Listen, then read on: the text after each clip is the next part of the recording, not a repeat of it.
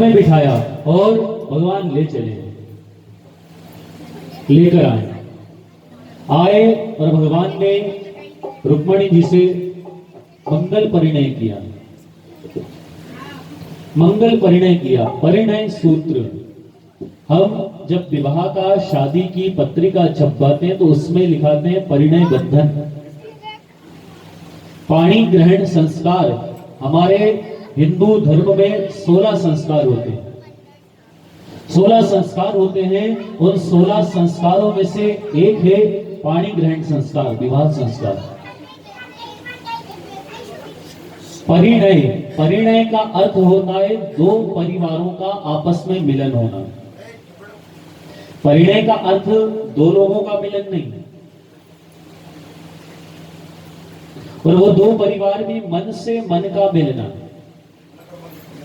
दो परिवारों के मन से मन का मिलन परिणय कहलाता, परिणय सूत्र।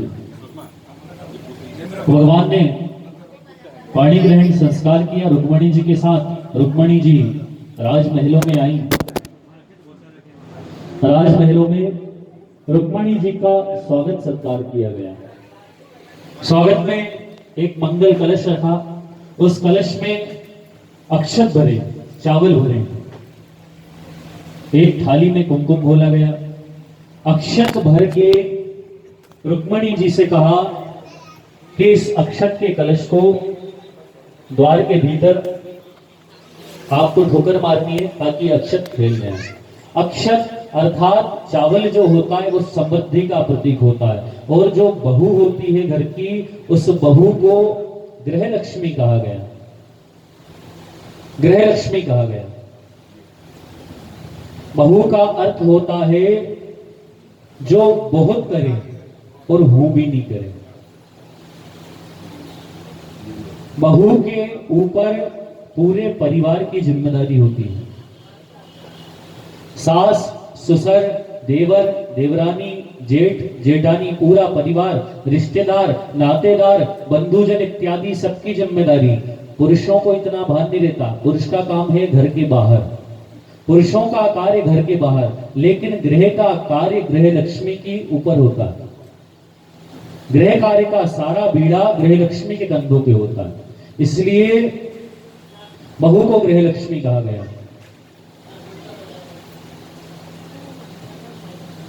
तो कहने का तात्पर्य ये कि जो बहू होती है, बहू का धर्म होता है कि वो गृह लक्ष्मी है, और लक्ष्मी का कार्य होता है कि वो घर में शांति व्यवस्था बना के रखे, घर में सुख बनाकर रखे, घर में सब प्रकार के सुखों का उद्गम हो, अशांति नहीं बनाना।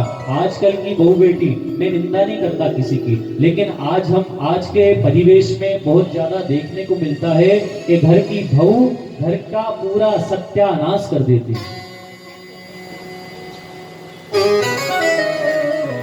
तो ये हमारे संस्कार नहीं है, ये हम लोगों के संस्कार नहीं है, हमारी संस्कृति नहीं है। गरुड़ पुराण में लिखा हुआ है कि जो स्त्री अपने सास ससुर की सेवा करती है, उसको इस संसार में कोई बंधन नहीं रोक सकता। वो सीधे स्वधाम को ही जाती है मरने के पश्चात, और अपनी स्त्री देह का त्याग कर देती है। स्त्री देह समस्त कष्टों की देह है।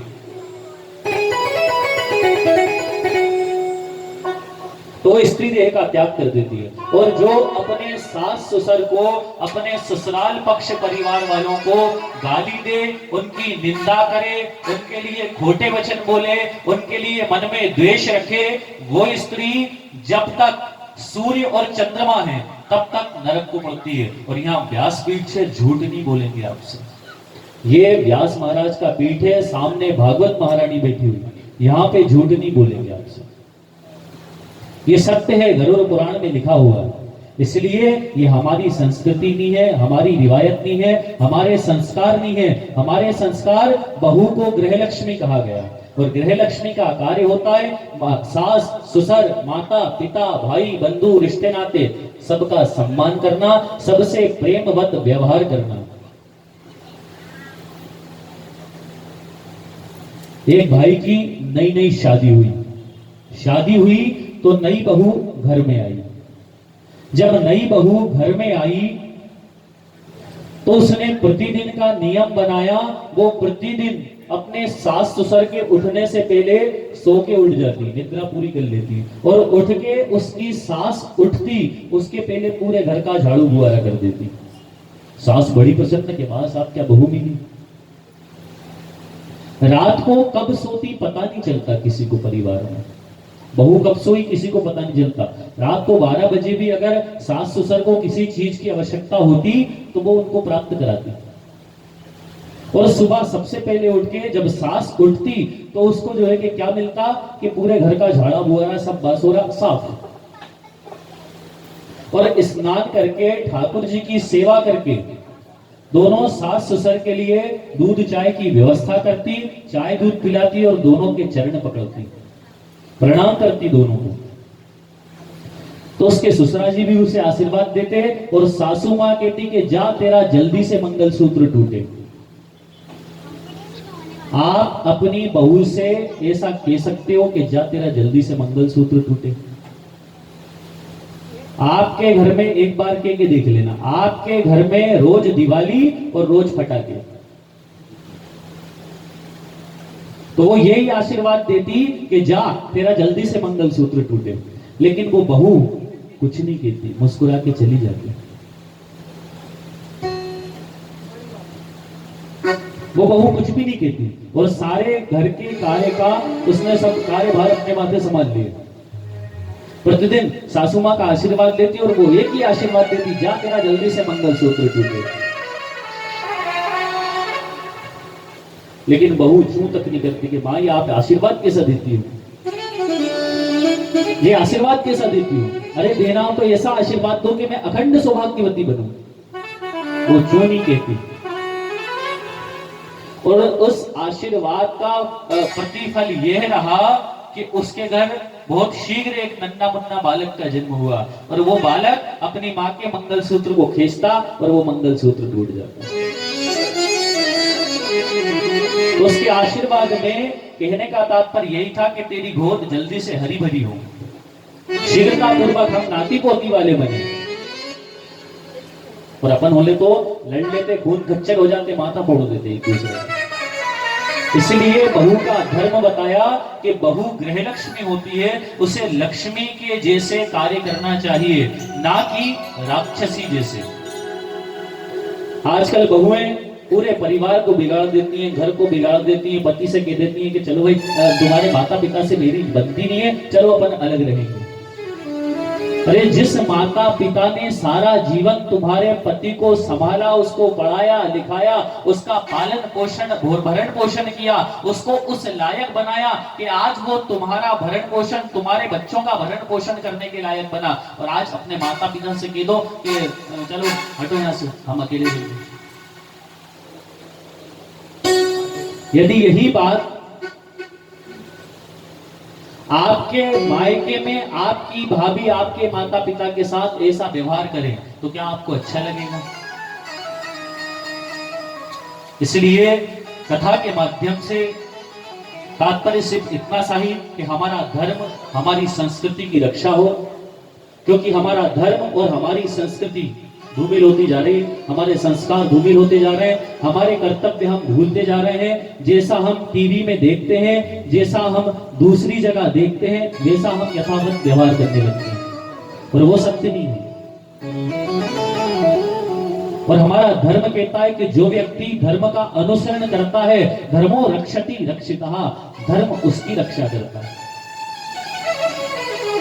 इसलिए आप सभी से निवेदन, प्रार्थना, गुजारिश कि अपने घर में गृह लक्ष्मी का कार्य कीजिए, घर को जोड़िए, घर को तोड़िए नहीं। जब भगवान राम जी का विवाह हुआ तो जनकपुरी में माता सीता के पिता जनक राज ने यह विचार किया कि भैया मेरे घर जानकी का विवाह है, और ये परिणय विवाह, मंगल परिणय सूत्र, पाणी ग्रहण संस्कार, पाणी ग्रहण अर्थात एक दूसरे को जोड़ना।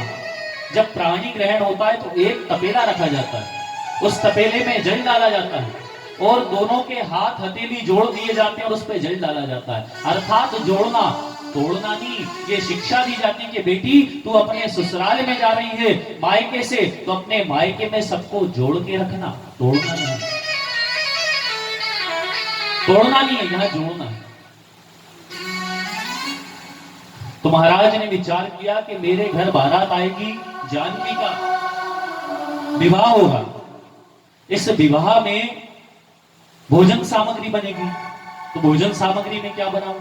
सब लोग कुछ भी अपने घर में मांगलिक अनुष्ठान, कार्य, विवाह इत्यादि होता है तो आपस में रिश्तेदार, भाई बंधु इत्यादि मिल जाते हैं, भैया आप बताओ क्या करना चाहिए, कैसे करना चाहिए, कार्ड किसके पास छपवाना है, भोजन सामग्री के लिए किसको बुलाना है, हलवाई कौन सा करना है, सब प्रकार की व्यवस्था है। तो सबसे विचार किया महाराज ने कि बताइए भोजन में बनाना क्या है। किसी ने किया मावा बाटी बना लो, तो मावा बाटी को तोड़ के खाया जाता है, मावा बाटी नहीं बनाऊंगा। किसी ने क्या दाल बाटी बना लो, तो उन्होंने कहा उसे भी तोड़ के खाया जाता है। ये पढ़ी ना सूत्र, इसको जोड़ना है, तोड़ना नहीं है।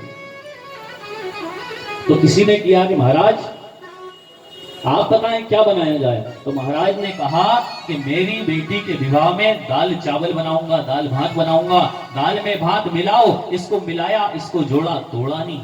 और तब से अपने यहां प्रथा हो गई शुरू कि विवाह में दाल भात बनता है।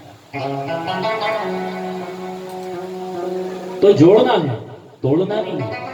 तो हमारे घर को, हमारे परिवार को, हमारी संस्कृति को जोड़ना है, उसको धूमिल नहीं करना, उसको तोड़ना नहीं है। अपने नाम पे कलंक नहीं लगाना कि कल को आपकी सास ससुर परिवार वाले आपको बोले भैया मेरे घर तो ऐसी बहू आई, ऐसी बहू आई, क्या बताऊं, सत्यानाश कर दिया। ये बोलना चाहिए कि मेरे घर तो लक्ष्मी आई, मेरी बहू नहीं है, मेरे घर तो लक्ष्मी आई।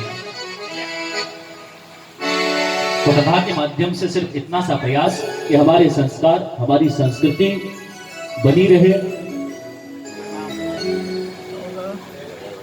तो आज रुक्मणी जी का द्वार पे स्वागत किया गया भगवान के साथ, और स्वागत करके धान्य जो कि समृद्धि का प्रतीक, ताकि इस घर में, इस परिवार में समृद्धि बढ़े, सुख बढ़े, शांति बढ़े, इसलिए धान्य फैलाया।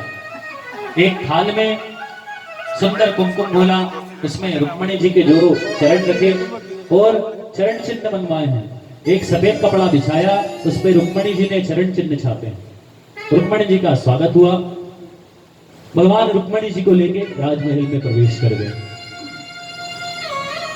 भगवान का पहला विवाह रुक्मणी जी के साथ हुआ, मंगल परिणय।